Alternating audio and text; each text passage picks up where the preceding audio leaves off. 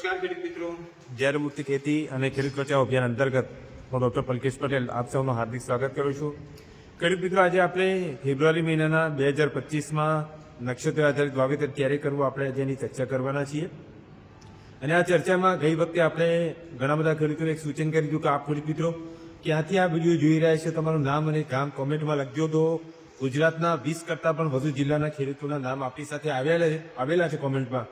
અને એમાંથી અમુક ખેડૂતોના નામની વાત કરું તો દેવાયતભાઈ આહિર છે મજેઠી ઉપલેટાથી, પ્રતાપસિંહ સિસોદિયા છે એ માળિયાહાટીનાથી છે, મકવાણા માનસીભાઈ છે કે જે પ્રાંતિજ સાબરકાંઠાથી છે, વિનુભાઈ રામાણી વિસાવદર જુનાગઢથી, ત્યાર પછી ગોગલભાઈ ડાંગર છે ભાણવટ જે દેવભૂમિ દ્વારકાથી છે, ત્યાર પછી અશ્વિનભાઈ છે જે કાલાવડ જામનગરથી છે, મુકેશભાઈ મોરબીથી છે, પછી જયરામદેવ કૃપા ફાર્મ છે ચોટીલાથી, એનુભાઈ તળાજા ભાવનગરથી. આવા 20 કરતાં વધુ જિલ્લાના ખેડૂતોને મિત્રોનો ખૂબ ખૂબ આભાર કે નીચે ક્યાંથી વિડીયો જોઈ રહ્યા છે એનું કોમેન્ટમાં નામ લખ્યું છે. આજે પણ ખેડૂત મિત્રો ખાસ તમને વિનંતી છે, આપ ક્યાંથી વિડીયો જોઈ રહ્યા છો આપનું નામ, ગામ, તાલુકો, જિલ્લો લખજો, જેથી અમારો પરિવાર નક્ષત્ર આધારિત પરિવાર બહુ મોટો થઈ રહ્યો છે અને તમારા સુધી વધુ સારી માહિતી આપી શકીએ. તમારા મનમાં કોઈ પણ નક્ષત્ર આધારિત પ્રશ્ન છે તે નીચે કોમેન્ટ બોક્સમાં અવશ્ય લખજો. વિડીયો સારો લાગે તો લાઇક પણ કરજો અને તમારા ગ્રુપોની અંદર શેર કરજો. આજે ખેડૂત મિત્રો આપણે નક્ષત્ર આધારિત જનવરીમાં આપણે અલગ અલગ વસ્તુની વાતની ચર્ચા કરી છે કે આપણે અત્યાર સુધી બીજનું વાવેતર ક્યારે કરવું એની તો ચર્ચા કરતા જ હતા, પણ આજે પણ આ વિડીયોની અંદર કાપણી ક્યારે કરવી, પિયત ક્યારે કરવાથી વધુ આપણને બેનિફિટ જોવા મળી શકે, ખાતર ક્યારે આપવું, જીવાતોને એટેક ક્યારે વધુ થઈ શકે, ખાસ કરીને બાગાયતી પાકો છે કે જેમાં આપણે દાડમના પાકો છે કે એમાં કાપણી ક્યારે કરવી જોઈએ, ક્યારે ન કરવી જોઈએ, જે આપણે છટણી કરતા હોય છે એમાં કઈ કઈ વસ્તુનું ધ્યાન રાખવું જોઈએ, આ બધી જ વસ્તુની આપણે ચર્ચા કરીશું. અત્યારે મોટાભાગના વિસ્તારોમાં આપણે જોવા જઈએ તો દક્ષિણ ગુજરાતનો વિસ્તાર છે કે જે ખાસ કરીને આપણે સુગરકેનની જે કાપણી છે હાર્વેસ્ટિંગ ચાલી રહ્યું છે, બરાબર છે. તો આજે ખાસ કરીને ખેડૂત મિત્રો માટે પણ મારું ખાસ સૂચન છે કે એક તો અત્યારે જે સુગરકેન શેરડીનો પાક ઊભો છે એમાં કેનાલના પાણી બંધ છે અથવા તો ઘણા ટાઈમ પછી લાંબા ગાળાના અંતરે કેનાલો ચાલુ થવાની છે. એવા ખેડૂત મિત્રો માટે ખાસ સંદેશ છે કે શરૂઆતનું પાણી આપો અથવા તો લાંબા ગાળા પછી પિયત અપાય છે તો એ અરસામાં પિયતની સાથે બિલકુલ કોઈ ખાતર કે દવાનો ઉપયોગ ન કરતા, કારણ કે એક લાંબો પીરિયડ ઘણી જગ્યાએ 15, 20, 25 દિવસના ખેંચાણ બાદ પાણી પિયત અપાવવાનું છે અથવા કેનાલો ચાલુ થવાની છે. તો આ અરસાના દરમિયાન ખેડૂતો મિત્રો માત્ર હળવું પાણી આપજો, કારણ કે ઘણા વખતથી એક પ્લાન્ટ સ્ટ્રેસ કન્ડિશનમાં ગયેલો હશે એટલે વધારે પડતું પિયત ખેતરો ભરીને પિયત ન આપતા આ વસ્તુનું ખાસ ધ્યાન રાખજો. અને ખાતરોને એવી કોઈ પણ બિલકુલ કે પ્રથમ પિયત પછી આપવાની શરૂઆત કરજો, ધીમે ધીમે એક સાથે ન આપી દેતા અથવા બરાબર છે, આ વસ્તુનું ધ્યાન રાખજો. બીજું, જ્યાં શેરડીનું કટિંગ ચાલી રહ્યું છે ખેડૂત મિત્રોને પણ ખાસ ધ્યાનમાં મારે કહેવું છે કે ખાસ કરીને તમે શુક્લ પક્ષ એટલે અજવાળિયાના દિવસોમાં શેરડીની જો કાપણી કરો છો તો એની મીઠાશ અને ગુણવત્તા તમને સારી જોવા મળે છે. સાથે સાથે કયા નક્ષત્રમાં શેરડીનું કટિંગ ટાળવું જોઈએ, ખાસ કરીને ભરણી, કૃતિકા, બરાબર છે, અને અશ્લેષા નક્ષત્રમાં તમારે આનું કટિંગ જે અથવા શેરડીનું કટિંગ છે ટાળવું જોઈએ. હવે શેરડીનું કટિંગ કરો છો પણ ક્યારે કરવું જોઈએ, ખાસ કરીને સવારના સમયમાં ભેજ સારો હોય છે એ અરસામાં આપણે કટિંગ કરવું જોઈએ, જેથી ભેજનું પ્રમાણ જળવાશે, જેથી એની ઉત્પાદકતા પણ વધશે અને એનું વજન પણ સારું પકડશે. ઘણી વખતે આપણે મોડાથી આપણે કાપણી કરતા હોઈએ છીએ અને એ કાપણીના કારણે ભેજ પણ આપણે લોસ થતું હોય છે, વજન પણમાં પણ આપણે એ થતું હોય છે. તો જ્યારે તમારી પાસે વધુ લેબર હોય અને જો સગવડતા હોય તો વધારે વહેલી સવારે અથવા સાંજના તમે જેટલું કટિંગ કરો બપોરના ટાઈમમાં થોડું બ્રેક પાડવું જોઈએ. એવું ઘણા લોકો આ વસ્તુને જ્યાં સુધી સમજશે નહીં ત્યાં સુધી એમના માટે એમ લાગશે કે સાહેબ મજૂરને આખા દિવસનો રોજ આપીએ એટલે આપણે કટિંગ તો કરાવી લેવાનું હોય, પણ ઘણી બધી વસ્તુઓ આની પણ પાછળ મેટર કરતી હોય છે. અને એની અંદર પણ ઘણા બધા ખેડૂત મિત્રો એવા પણ છે કે જેને નક્ષત્રનો ખ્યાલ નથી અને એને લાગે કે સાહેબ સારા વારની શરૂઆત અથવા તો કયા સારા વારની અંદર આપણે શેરડીનું કટિંગ કરવું જોઈએ. તો એવા ખેડૂત મિત્રો કહું કે સોમવાર, ગુરુવાર અને શુક્ર આ 3 વાર ઉત્તમ છે કે જ્યારે તમે કટિંગ કરી શકો છો.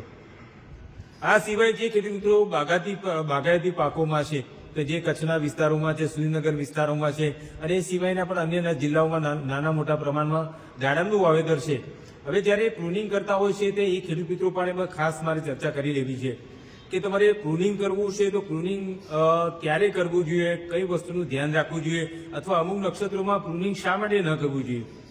જ્યારે આપણે દાડમમાં કટિંગ કરતા હોઈએ છીએ તો ખાસ કરીને હું 3 થી 4 નક્ષત્રની હું ખાસ એમાં ઉલ્લેખ એટલા માટે કરીશ કે સૌથી પહેલા અગત્યની બાબત છે કે કૃષ્ણ પક્ષ એટલે કે અંધારિયાની અંદર તમારે પ્રુનિંગ ટાળવું જોઈએ, કારણ કે આ સમયગાળા દરમિયાન જે ચંદ્રની ઉર્જા જે છોડની અંદર આવવી જોઈએ અથવા છોડમાં સ્ટોરેજ થવી જોઈએ, આ ઉર્જાનો પણ એ વર્ષાની અંદર ઘટાડો જોવા મળતો હોય છે કૃષ્ણ પક્ષની અંદર. અને ખાસ કરીને એની અંદર પણ અમાવસ્યા હોય અને એના આગળ પાછળના 24 કલાકની અંદર તો બિલકુલ ટાળવી જોઈએ. આ સમયગાળા દરમિયાન દાડમમાં તમે કાપની જે પ્રુનિંગ કરો છો અથવા છટણી કરતા હોય આ વસ્તુનું ખાસ ધ્યાન રાખવાનું છે. બરાબર છે. હવે એમાં પણ જો ખાસ કરીને નક્ષત્રની વાત કરું તો ભરણી છે, કૃતિકા, અશ્લેષા, મગા, જ્યેષ્ઠ અને મૂળ નક્ષત્ર. આ 4 થી 5 નક્ષત્ર એવા છે કે જો ભરણી નક્ષત્રમાં દાડમમાં પ્રુનિંગ કે કટિંગ આપણે કરતા હોઈએ છીએ તો એ દરમિયાન પ્લાન્ટની સ્ટેબિલિટી અથવા તો પ્લાન્ટની જે એકધારી ગુણવત્તા આપવાની ક્ષમતા છે ત્યાં ઘટાડો જોવા મળે છે. પ્લાન્ટ સ્ટ્રેસ એટલે વધુ પડતું તણાવની પરિસ્થિતિ પેદા કરી શકે છે. કૃતિકા નક્ષત્ર, કૃતિકા પોતે ફાયર એટલે એક આગનું કંઈક પ્રતીક છે, એક નેચર છે, એનું પોતાનો ગુણધર્મ છે નક્ષત્રનું. અને એ સમય દરમિયાન આપણે જો આને પ્રુનિંગ કરતા હોઈએ છીએ તો એ દરમિયાન એક્સેસ વધુ પડતો સ્ટ્રેસ છોડમાં તણાવની પરિસ્થિતિ પેદા થઈ શકે છે. અશ્લેષા પોતે એક ચેલેન્જિંગ નેચરમાં છે, પોતે કોમ્પ્લેક્સ નેચરની અંદર પોતાનો ગુણધર્મ છે, કારણ કે આ દરમિયાન બી પ્લાન્ટની સ્ટેબિલિટી અને પ્લાન્ટનો ગ્રોથ નબળો પડવાની શક્યતા અશ્લેષા અને મઘા નક્ષત્રની અંદર છે. તો આ જે 4 થી 5 મેં વાત કરી કે ભરની છે, કૃતિકા, અશ્લેષા, મઘા, જ્યેષ્ઠ અને મૂળ નક્ષત્રમાં આપણે પ્રુનિંગ ટાળવું જોઈએ. હવે જો પ્રુનિંગ જે લોકોએ કરવું છે અને જે લોકો ખરેખર નક્ષત્રને ધ્યાનમાં લે છે એવા ખેડૂત મિત્રોને પણ ખાસ મારે વાત કરવી છે કે પ્રુનિંગ અજવાળિયાના દિવસોની અંદર પણ કયા નક્ષત્રની અંદર પ્રુનિંગ કરીશું. તો ખાસ કરીને પુષ્ય છે, રોહિણી છે, પછી મૃગશીર્ષ નક્ષત્ર છે, મૃગશિરા નક્ષત્ર છે, રેવતી નક્ષત્ર છે. અને પ્રુનિંગ કરતી વખતે પણ ખેડૂત મિત્રો સમય ધ્યાન રાખવું જોઈએ. કાં તો સવારે કરો કાં તો સાંજે કરો.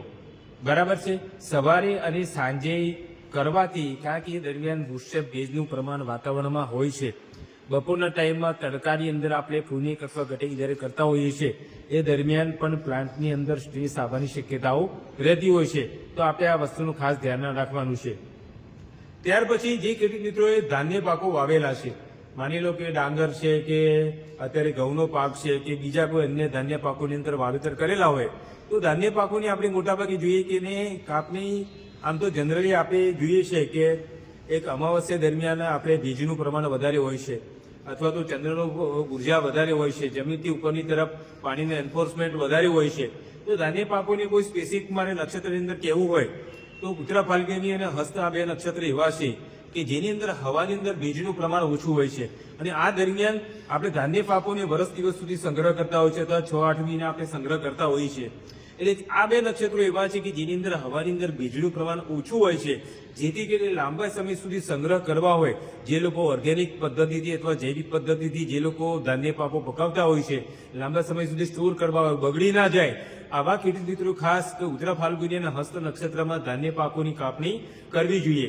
જેથી કરીને અને બીજું કે જો ધાન્ય પાકો છે તમે 2 નક્ષત્રો એવા છે કે મૂળ અને ભરણી નક્ષત્ર, તો આ 2 નક્ષત્રોમાં જો ધાન્ય પાકોની કાપણી થાય છે તો ધાન્ય પાકો જલ્દીથી સડી જવા, બગડી જવાની પ્રશ્નો રહેતા હોય છે. તો આ ખેડૂત મિત્રો મારા તરફથી ખાસ તમારા માટે સૂચના હતી કે જેનું તમે અમલ કરો છો અથવા સમજણથી એનો ઉપયોગ કરો છો તો ચોક્કસ આજે નક્ષત્ર આધારિત ખેતીની આપણે છેલ્લા 7-8 વર્ષોથી વાત કરી રહ્યા છીએ. જે ખેડૂત મિત્રો ઉપયોગ કરી રહ્યા છે એનો અનુભવ, એનો મહેસૂસ, એનો બેનિફિટ એ લોકો લઈ રહ્યા છે. સાથે સાથે જે ખેડૂત મિત્રોના અનુભવો છે એ નીચે અમે કોમેન્ટ બોક્સમાં પણ 3 થી 4 વિડીયો ખેડૂતોના અનુભવો નીચે કોમેન્ટ બોક્સમાં અમે લિંક મૂકીએ છીએ. એના ખેડૂતોના વિડીયો સાંભળજો, એના પ્રતિભાવો સાંભળજો. નીચે કોમેન્ટ બોક્સમાં પણ ખેડૂત મિત્રો જે લોકો વિડીયો જોઈ રહ્યા છે અથવા જે લોકો 2-3 વર્ષથી અનુભવ કરી રહ્યા છે એવા ખેડૂત મિત્રો માટેની પણ મારો આગ્રહ છે કે તમે તમારો પોતાનો અનુભવ 1-2 મિનિટનો સમય કાઢી અને બીજા ખેડૂત મિત્રો સુધી શેર કરજો. કારણ કે આ આપણી ઋષિ પરંપરા છે, વર્ષોથી ચાલતી આવતી પરંપરા છે. જ્ઞાનનો પ્રવાહ, જ્ઞાન માટે કોઈ કિંમત નથી. જ્ઞાન એ અબંધ કરતા છે. તમે જેટલું લોકોની વચ્ચે વેચવાની કોશિશ કરો છો જ્ઞાનનો એટલો જ પ્રભાવ, એટલું જ જ્ઞાન તમારું વધે છે.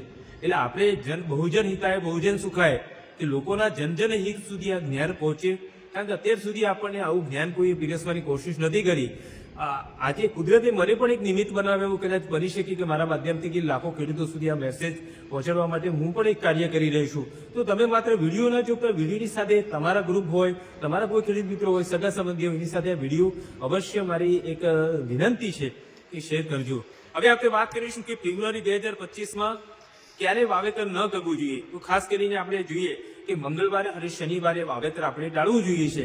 બંને આપણે એસ્ટ્રોનોમી અને એસ્ટ્રોલોજીની દ્રષ્ટિની અંદર વાત કરું છું કે મંગળ અને શનિ ઋષિ પરાશર અનુસાર તો બંને એક તો આપણે જ્યોતિષની દ્રષ્ટિએ જોવા જઈએ તો પણ એ ભૂમિ દોષની અંદર ગણના કરવામાં આવે છે, અને સાથે જોવા જઈએ તો મંગળવારે વાવેતર કરવામાં આવે છે તો તમારે પાકની અંદર મુશ્કેલ ઉંદરનો ત્રાસ, જમીનજન્ય જીવાતોનો ત્રાસ વધુ જોવા મળે છે. શનિવારે વાવેતર કરો છો તો રોગ અને જીવાતનું એટેક પુષ્કળ પ્રમાણમાં જોવા મળશે, અને આનો જ્યાં સુધી અનુભવ નહીં કરો ત્યાં સુધી હું અને તમે એક વિડીયોના માધ્યમથી એક વિચારનો આદાન પ્રદાન થાય છે. તો આપણે જોઈએ કે ફેબ્રુઆરીમાં મંગળવાર ક્યારે છે? 4 તારીખ, 11 તારીખ, 18 તારીખ અને 25 તારીખે મંગળવાર છે, અને શનિવાર છે 1 તારીખ, 8 તારીખ, 15 તારીખ અને 22 તારીખે શનિવાર છે. તો આ બંને દિવસે પણ વાવેતર આપણે ટાળવાનું છે. ત્યાર પછી ક્યારે વાવેતર નથી કરવાનું? અમાસ અને પૂનમી.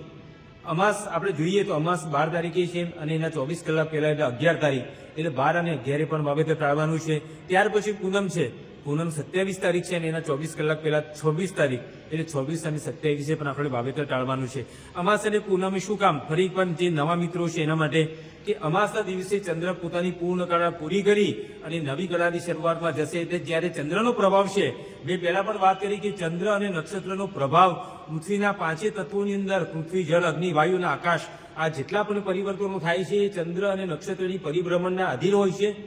એટલા માટે ભગવદ્ ગીતાની અંદર ભગવાન કૃષ્ણએ કીધું છે કે પુષ્ણામી ચ ઔષધિ સર્વે સોમો ભૂત્વા રસાત્મક, રસ સ્વરૂપ ચંદ્ર બની ઔષધિને પોષણ કરવાનું કાર્ય હું કરું છું. એટલા માટે કે જેટલી પણ સમગ્ર સૃષ્ટિ છે, બરાબર, જે સૃષ્ટિમાં જે જીવ છે એ જેની પર આપણે મનની, માણસની અંદર મનની વ્યાખ્યા કરીએ તો માણસના મનનો કારક ચંદ્ર છે, સૂર્ય છે આત્માનો કારક છે. એટલે સૂર્યથી સમગ્ર જીવ સૃષ્ટિનું સંચાલન થાય છે. ચંદ્ર છે જીવોની અંદર જે પંચતત્વો છે એની સાથે બેલેન્સની સાથે એ કાર્ય કરતું હોય છે. તો આપણે અમાસના દિવસે ચંદ્ર બિલકુલ શીનું હોય છે, અને પૂનમના દિવસે જ્યારે પણ એક ઉર્જાનો પ્રભાવ જરૂર કરતાં વધુ માત્રાની અંદર હોય છે, અને એ માત્રાને એ અવસ્થાની અંદર આપણે વાવેતર ટાળવું એટલા માટે જોઈએ કે ત્યાર પછી ચંદ્ર એટલે 0 ડિગ્રીથી કળાથી શરૂઆત થશે. એટલે જે બીજ વવાયેલું છે એને જે ચંદ્રની એનર્જી અથવા ચંદ્રનો જે પાવર મળવો જોઈએ એ પૂર્ણ પ્રમાણમાં મળતો નથી. સાથે સાથે બીજું એક પણ વધારાનું કામ તમે આ પણ કરી શકો. જે બીજ વાવો છો એ તમે ગાયત્રી મંત્ર છે અથવા તો તમે જે કંઈ પણ ઓમકારનો મંત્ર છે કે કોઈ પણ વસ્તુમાં તમે 10-15 મિનિટ એ બીજને ખુલ્લામાં મૂકી અને તમે મંત્રોચ્ચાર, ગાયત્રી મંત્રનો ઉચ્ચાર તમે કરો છો, તે મંત્રનો પ્રભાવ એ બીજની અંદર પણ આવતો હોય છે, અને એ બીજ જ્યારે જમીનમાં જશે ત્યારે એની ઓરા છે, એની એનર્જી પણ અલગ જોવા મળશે. તો સાથે સાથે આમાં કોઈ પણ ખર્ચો નથી. તમે બીજને તમે ખુલ્લા મૂકી અને તમારો 5, 10, 15 મિનિટ તમારી ક્ષમતા અનુસાર તમે મંત્રોચ્ચાર કરી શકો છો, બરાબર છે, જેથી કરીને બીજનો પ્રભાવ વધી શકે છે. સાથે સાથે જે ખેડૂત મિત્રો આપણે જોઈએ છે કે આપણે વાવેતર હવે ક્યારે કરવું જોઈએ, તો વાવેતર આપણે ફેબ્રુઆરી 2025ની વાત કરું છું. તો આપણે 2 તારીખે ઉત્તરા ભાદ્રપદ નક્ષત્ર છે, 3 તારીખે રેવતી નક્ષત્ર છે, 7 તારીખે રોહિણી નક્ષત્ર છે, 13 તારીખે મઘા નક્ષત્ર છે, 16 તારીખે હસ્ત નક્ષત્ર છે, 21 તારીખે અનુરાધા નક્ષત્ર છે, 23 તારીખે મૂળ નક્ષત્ર છે. આ નક્ષત્રોની અંદર ખેડૂત મિત્રો આપણે વાવેતર કરીએ છીએ તો એમાં રોગ જીવાત પણ ઓછી આવે છે, ઉત્પાદન પણ સારું મળે છે, અને જે પાક પાકે છે એ પણ ગુણવત્તાયુક્ત આપણો પાક પાકતો હોય છે કે જેમાં આપણે 1 પણ રૂપિયાનો બહારથી ખર્ચો કરવાનો નથી. આ આટલી વસ્તુનું પણ તમે જો ધ્યાન રાખો છો તો ચોક્કસ તમારી ખેતીની અંદર સારામાં સારો લાભ લઈ શકો છો. ઘણીવાર ખેડૂત મિત્રો પૂછતા હોય છે કે સાહેબ ખેડ અને આંતરખેડ, ખેડ તમે વાવેતર પહેલા કરતા હોવ છો ને આંતરખેડ 2 પાક વચ્ચે કરતા હોવ છો, બરાબર છે. તો ખેતરમાં હળ જ્યારે પણ ચાહે ખેડ કરતા હોય ચાહે આંતરખેડ કરતા હોય એમાં પણ મંગળ, શનિ અને રવિ આ 3 દિવસોએ આપણે હળ ન ચલાવવું જોઈએ. આંતરખેડ ક્યારે કરવી? તો સોમવાર, ગુરુવાર, શુક્રવાર અને બુધવારે. અને આ બધા દિવસોમાં પણ જો મારે એક ઉત્તમ દિવસ આંતરખેડ માટે કહેવો હોય તો બુધવારનો દિવસ ઉત્તમ છે. એ દિવસની અંદર આંતરખેડ કરો છો તો જમીનમાં બીજનું પ્રમાણ તમારું જળવાઈ રહેતું હોય છે, અને જે પાકને છે એને પણ વધુ પ્રમાણમાં તમારે બેનિફિટ મળતો હોય છે. હવે સાથે સાથે વાત કરવી છે, આ તો મેં તમને ક્યારે વાવેતર કરવું ક્યારે ન કરવું, આંતરખેડ આ બધી વાત કરી. હવે કીટકો માટે જોઈએ છે કે આપણે આ વર્ષના અત્યારે જાન્યુઆરીના કેલેન્ડરમાં જોઈએ તો જ્યારે સૌથી પહેલા તો હું કહું છું કે અત્યાર સુધી જેટલી પણ કંપનીઓ આવે છે, જીવાતોની દુનિયાની એમએનસી જેટલી પણ કંપનીઓ છે, એ તમારી જમીનનું સ્વાસ્થ્ય સુધારવા માટે કે અથવા બીજા કોઈ કાર્ય માટે આજે આપણે જોઈએ છીએ કે જમીનનું સ્વાસ્થ્ય છે અને તમે જ્યાં સુધી કૃષિના પાકના વિજ્ઞાનને નહીં સમજો ત્યાં સુધી આપણે દવાઓ મારવાથી જીવાતો આટલી મરી નથી. 70 વર્ષથી દવાઓ છાંટી છે અને આ દવાઓના કારણે જીવાતો વધી છે, ઘટી નથી કરી. મિત્રો, આ પણ એક સનાતન સત્ય છે. તો આપણે હંમેશા કીટકો કયા નક્ષત્રની અંદર એનો પ્રભાવ વધારે જોવા મળે છે. અમાસ પછીનો જે સમયગાળો ચાલુ થાય છે ખેડૂત મિત્રો, એક તો અમાસ, હું પહેલું સૂચન આપીશ કે જ્યારે પણ અમાસ આવે છે અને તમારો પાક ફૂલ આવવાની અવસ્થા એ હોય છે, એ અવસ્થા દરમિયાન પાકની અંદર એક પ્રેશર હોય છે, દમાનાથ લાગે, બરાબર છે. તો એ સમયગાળા દરમિયાન અમાસ આવે છે તો અમાસના 1 કે 2 દિવસ પહેલા તમે કોઈ પણ ચૂસ્યા પ્રકારની જીવાત કે ઈયળ માટેનું દવાનો છંટકાવ આગોતરાના પાયોજન રૂપે કરો છો અને એ પણ જૈવિક પદ્ધતિથી કરો છો તો પ્લાન્ટ એ સમયગાળા દરમિયાન તમારામાં 80 થી 90% રોગ જીવાત આવવાની શક્યતાઓ ઘટી જાય છે. આ એક વસ્તુ. બીજી વસ્તુ છે, તમારા કેલેન્ડરમાં તમે જુઓ કે ભરણી અને કૃતિકા નક્ષત્ર છે, તમારે ભલે ફૂલ આવવાની અવસ્થા છે અથવા તો જ્યારે નેચરલ લેવલની અવસ્થા પાકની બીજી અવસ્થાથી શરૂઆત થાય છે અને એ અરસા દરમિયાન માની લો ચણાના પાકની અંદર છે કે તમારે પોપટા બેસવાનો સમયગાળો થયો અને એ અરસાની અંદર ભરણી અને કૃતિકા નક્ષત્ર આવે છે તો આ નક્ષત્રોમાંની પણ કીટકો આવવાની શક્યતાઓ વધુ હોય છે. સાથે સાથે અમાવસ્યા અને પૂર્ણિમા પણ ધ્યાન રાખો કે જ્યારે અમાવસ્યા અને પૂર્ણિમા નજીક, તમે અત્યારે જે ખેડૂત મિત્રો જીરાનો પાક કરેલો છે અથવા બટાકાનો પાક કરેલો છે, તમે જુઓ કે 14 જાન્યુઆરીએ અમાસ હતી. અમાસ પછી જ્યારે ચંદ્રની કળા બિલકુલ પૃથ્વી પર ઓછી હોય છે એ સમયગાળા દરમિયાન તમે મોલો મચ્છી છે, કાળો મોલો છે, એ જીરામાં છે અથવા તો તમે બટાકાના પાકની અંદર તમે એટેક જોઈ રહ્યા છો કે તો એનું રીઝન પણ પાછળ એ જ છે ખેડૂત મિત્રો કે આ સમયગાળા દરમિયાન આ પાકની અંદર રોગ અને જીવાતોને એટેક લાગવાની શક્યતા હોય છે. સાથે સાથે આપણે જોઈએ કે ખેડૂત મિત્રો ખાતર જ્યારે આપવું છે, ખાતરો આપણે જનરલી આપતા જ હોઈએ છીએ, ત્યારે હું ઘણીવાર ખેડૂત મિત્રોને કહું છું કે જ્યારે ડ્રીકમાં તમે ખાતર આપો છો તો ત્યારે મોટાભાગે અજવાળિયાના દિવસોની અંદર ખાતર, અજવાળિયાના દિવસોમાં એટલે કે નીચે પૃથ્વીનો ગ્રેવિટેશનલ ફોર્સ, બ્રહ્માંડના ગ્રેવિટેશનલ ફોર્સ એ ઉપરની તરફ ખેંચે છે, એટલે તમે જે ખાતર આપો છો અને પ્રમાણસર પાણીના ભેજની સાથે આપો છો તો એ આસાનીથી પ્લાન્ટ અપટેક ઉપરની તરફ કરી શકશે, જેથી કરીને તમારા ખાતરનું મેક્ઝિમમ બેનિફિટ તમને મળે છે.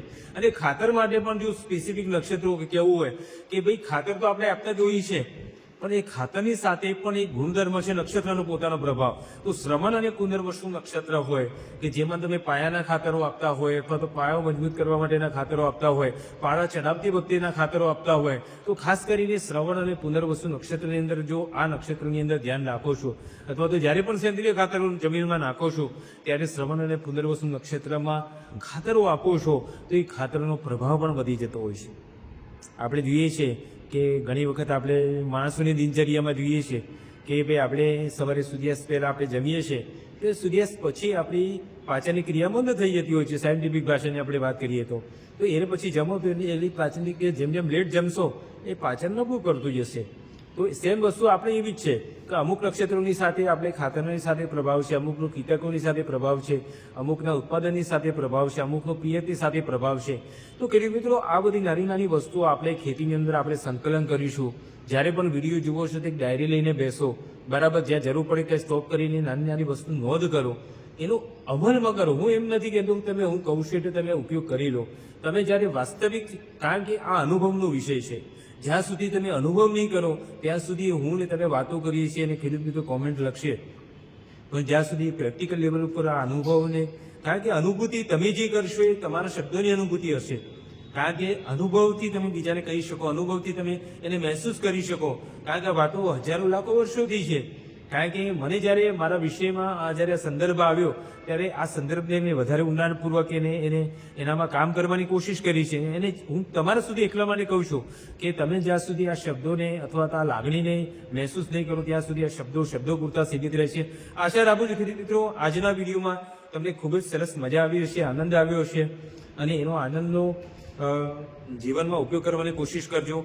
તમારા મનમાં ક્યાંક સવાલ હોય, સંદેહ હોય તો ચોક્કસ કોમેન્ટ બોક્સમાં એ પ્રશ્નને પૂછજો. અમને આનંદ થશે કે તમારા પ્રશ્નો જેટલા બધું પૂછાશે એટલું જ જ્ઞાન કંઈક નવું નીકળવાની કોશિશ, નવું નીકળવાની મંથનની એક પ્રક્રિયા સતત ચાલુ રહેશે અને આ મંથનની સતત પ્રક્રિયામાં કંઈક નવું આપવાની અમારી પણ કોશિશ હશે.